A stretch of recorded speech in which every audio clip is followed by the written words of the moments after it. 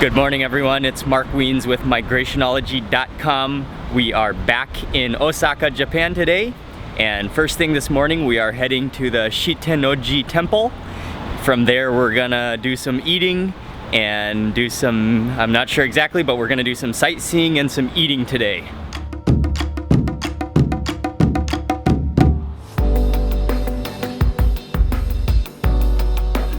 We made it to the temple, and that was about a 15-minute walk from the Namba area, but a very pleasant walk, and the weather is really nice. But we're at the temple now, and this is one of, maybe if not the oldest temple, established temple in Japan.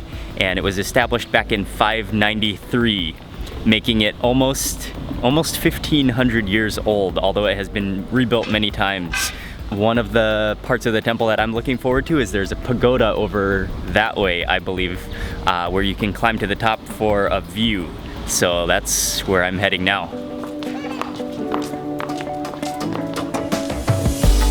Check out that pigeon just chilling there on the ledge and overlooking the pond, which is full of turtles. And unfortunately, you cannot go to the top. I'm not sure if that's because they are doing construction, and also it costs 300 yen for entrance. So since I'm unfortunately not able to go to the top, I think I will not go in. But if that is available, I think that would be a cool thing to climb up to the top for a view. We just finished at the temple, and what I really liked is just the ancient architecture of the different buildings. We're now gonna walk through a big park and then head to a shopping, food, and entertainment district. We are walking through the park now, and in back of me here is the Museum of Art, but I don't think we're gonna enter. And then in back of me towards the other side is the Osaka Zoo, which is also right in the park. But we are heading towards that Hitachi structure in the back, and we are gonna go to an area called Shinsekai. Directly across the entrance of the zoo and Tennoji Park is the Shinsekai area. We weren't really planning to come here so fast, but we saw that there was no line right now since it's kind of early, and so we decided to just jump in line because this place will have a line all day long, I think, very soon. Since we're three of us, we decided to go for the set, the 2,000 yen set, which includes a range of different skewers. And this is one of the most famous areas to eat a famous Osaka food called Kushikatsu, which from what I've seen in the photos is just all sorts of ingredients which are sort of breaded and put on a skewer and then deep fried. And so we got into this restaurant. This restaurant, there are many branches around Osaka that I've seen in many of the markets. And so this will be my first taste of Osaka style Kushikatsu. And it looks like a bunch of chicken nugget type of things, all skewered and deep fried. There's a hot dog, there's shrimp on here, there's some cheese, there are some vegetables in the mix, there are some nuggets of, there's like a, I don't know what this is, a V of something, but some interesting shapes, and they are all golden brown. And let's see, I think I'll test this one first. And one of the things they are very strict about here is no double dipping, because it's paired with this sauce, and so you just get one dip per fried item. And if you need more sauce, it says on the instruction card that you can grab a piece of cabbage and dip in for more sauce, and then apply it onto your nugget. So I'm gonna go in for one dip. But I haven't tasted the sauce yet, so I don't wanna over dip. That should be good.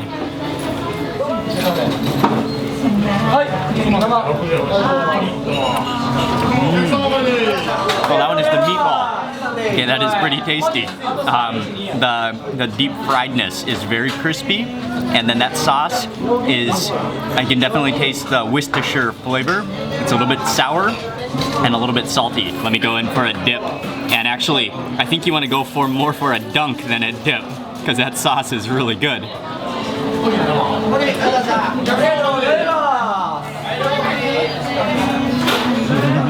Oh, that one is beef. That is pretty good tasting for sure. And then what you're supposed to do with the sticks once you're done with them is stick them into this little bamboo cup. going in for the upside down V. And what they said you can do is grab a piece of cabbage and then you can dip some of the cabbage into the sauce. Oh, I got a nice little like cabbage spoon. And then you can apply sauce to your kushikatsu that way. Oh, and I think I'll take a bite and then chase it with the cabbage. Okay, I have no idea what this one is.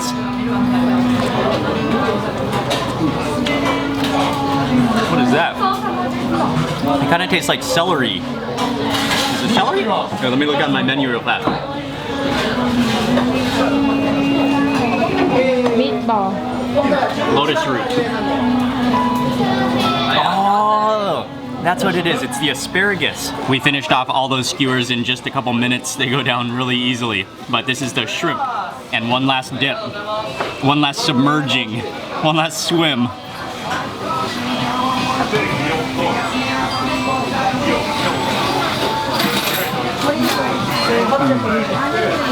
Yeah, that is pretty good. But do I have some sauce going down my chin? That really does taste like a shrimp onion ring.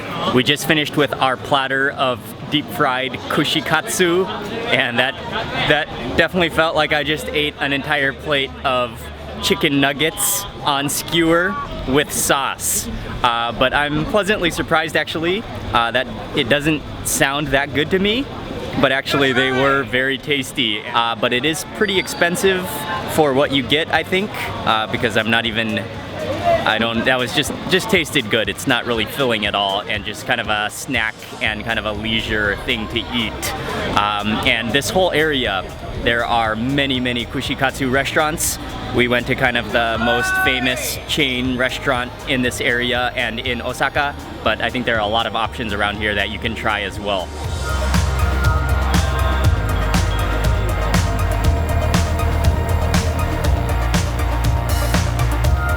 After walking around for a little while, we came over to the train station, which I thought was going to be the train station, but it's actually a tram station. So we got on the tram and we are going to head south towards the Sumiyoshi area, which is, there's a park and a shrine. We're going to walk around that area next.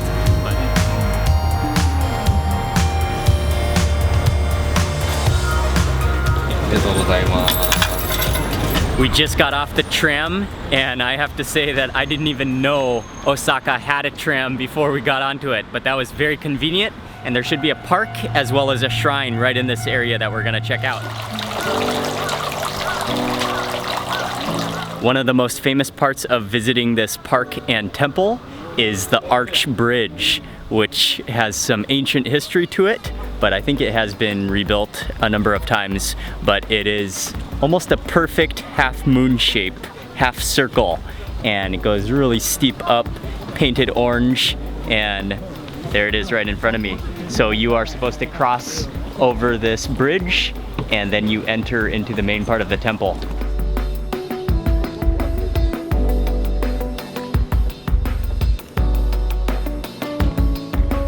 I am walking through the main Sumiyoshi Taisha shrine area now, and there are a number of different buildings around this complex, and then it's surrounded by a whole park and garden area, but it's really peaceful. It kind of feels like you are in the woods here.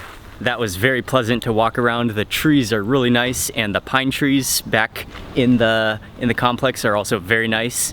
And definitely the highlight is that half moon shaped bridge, which is very picturesque and pretty cool architecture and design. I was hoping we were gonna find something to eat in this area, find a restaurant, but because I guess it's Saturday, but also maybe because it's a really kind of quiet, sleepy neighborhood, we didn't really have much luck finding anything to eat. So we are at the train station now. We're gonna take the train back to Namba and then eat something around that area.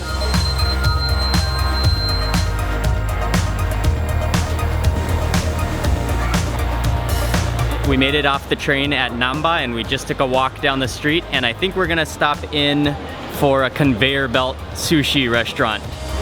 Chai, chai, chai.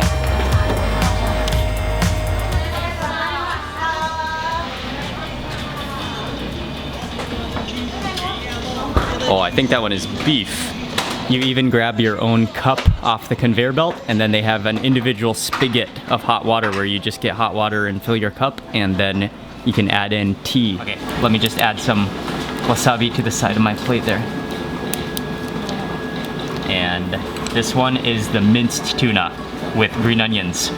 And there's just a little bit of minced tuna, not so much, but I will dip into that wasabi. Maybe I should add a little soy sauce to my plate as well. All right, cool.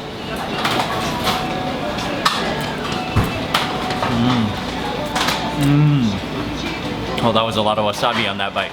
But the seaweed is crisp, the rice is nice and sticky, and then, yeah, that little bit of the minced tuna, that's one of my favorite versions of plate sushi like this. I just saw this one passing me on the conveyor belt and I had to get it. I think it's steak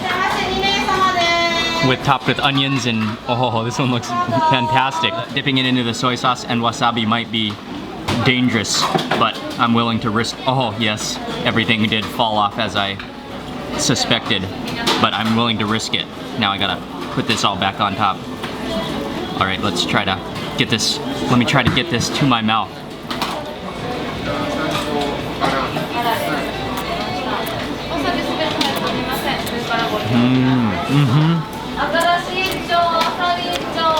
Steak and rice and a lot of wasabi up my nose. One bite.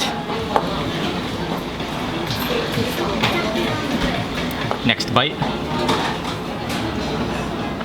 I would love to sit here and just keep eating more and more and just stacking the plates, but this is yin in my stack, and I think we have not reached our fullness limit, but we have reached our budget limit. It's actually not that cheap. It is budget sushi, and the quality is not extremely good, but I still like it. And I think people really go in there to have a quick sushi meal, and you can decide what you want to eat, and then you can just grab and eat and go. I think that's the main benefit of going there. But if you're not careful, you will wind up just keep eating plates and plates, and you'll wind up with a pretty big bill if you're not careful. After going back to our apartment and resting for a couple of hours this afternoon, we are now walking around the Dotonbori area, and it is Saturday night. It is packed here this evening. I am standing on a bridge that sort of connects the Dotonbori area and Shinsaibashi. This bridge is extremely popular for people to stop and take photos, mainly of the gigantic neon lit advertising. This is one of the most famous of the advertising boards, but then you can just see all around me is just lit up full of advertising. I think we're gonna quickly stop into this restaurant right here to eat what you can probably guess is gyoza. We got our plate of fried gyoza and it's piping hot. I'm going to eat my first gyoza with a big gyoza statue in back of me or to the side of me. And let me just go ahead and put some of this chili on, since I know that it will be improved with that. Oh, and they are gooily stuck together.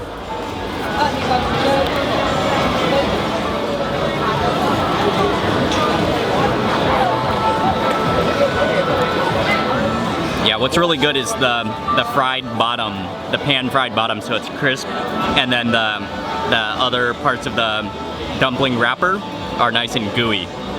But yeah, that chili sauce is a little bit spicy, not too spicy. You could definitely eat a lot of it, but it does taste good, that dry chili fragrance. There is a grilled chicken restaurant that I just looked up on Foursquare that is right in this building, so we're gonna go check that out now. It took a little while to find this place, but I think that's it on the 3rd floor. I'm not sure what the name is, but that is the grilled chicken I am after. Oh. This place is very busy. We have to wait for 40 minutes, and so after thinking about it, I guess we decided we're gonna wait in anticipation, but that is a good sign that we have to wait because the food should be really good. I think that took us about 30 minutes to get into the restaurant, but we got a table now.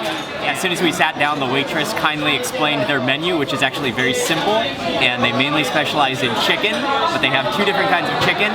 One, she said, is the mother chicken, and then the other is the child chicken. So it's like an old chicken and a young chicken, and she said the old chicken is more firm, while the young chicken is really juicy and soft. They just offered us aprons, and I could not resist using one. This is gonna be an apron meal. A bib. That's what it's called, a bib. I believe he said this darker colored meat is the old chicken, and the lighter colored meat, that is the baby chicken. So I'm gonna have to start with this older chicken, and this is just so beautiful. It literally almost looks like roast pork belly. Look at the layers on that chicken, and just look at that crispy skin on the edges. On the table there is no sauce, so I think the chicken is supposed to be seasoned perfectly how it is. So my first taste of the old chicken. That is very, very firm, very, very firm. Maybe just slightly rubbery, but very natural tasting. It took me a little while to chew and to get that flavor, but once I started chewing, and the chicken just kept releasing flavor. And as I'm chewing right now, it keeps on releasing just unbelievable flavor. Oh, wow. It is a little bit on the chewy side, which is how it's supposed to be because it's an old chicken. But wow, I don't know if I've ever tasted that kind of depth of flavor in a chicken before. Unbelievable. And then this one is the young chicken, and you can see the color, how white that is compared. And just look at that oil and juice. That is just crazy. Oh, it looks like pork belly. I gotta try to get it to my mouth before it drips all over me. Oh, actually, I have a bib, so I don't need to worry about that.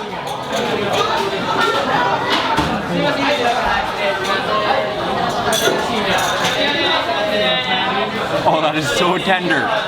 And just so juicy as well. We ordered those first two plates of chicken, and we asked them to cut it up because we were gonna share them between all of us because we weren't sure quite how big they were. But then I saw everyone eating here left it whole, and it looked so good. And then our waitress said that it tastes the best if you eat it whole like this and just chew it off the bone. And so I had no choice but to order another one, and I got the baby chicken. But before I eat that piece of chicken, I'm gonna go in for a rice ball, which I also ordered. And these are very popular to eat along with the chicken because the chicken is quite salty, but these rice balls should go extremely well with them. Such good quality rice. That's crazy good. And then let me quickly try this. This is a rice bowl with chicken on the top and then egg, I think. Well, very finely shredded egg. And that might be ginger. Let's try this.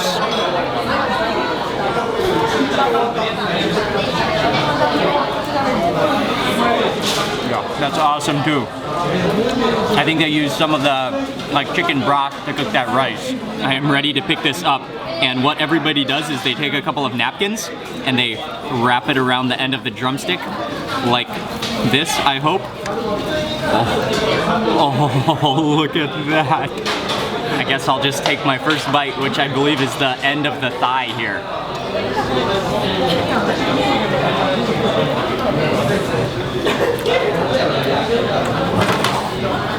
It's so incredibly flavorful and so kind of salty, very on the salty side, but that makes it so ridiculously good. Juice is just starting to rise to the top of that bite on top of that chicken. Just look at, oh my, it's unbelievably juicy and good. I cannot even hardly believe it.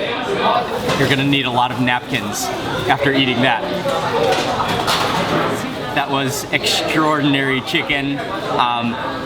A little bit on the salty side, but I think that's one of the reasons it was so good, but also just the juiciness content and the flavor profile of that chicken was crazy. It was amazing. I would definitely say after trying both that I liked the juicy, tender, young chicken best. But I also enjoyed trying that old chicken.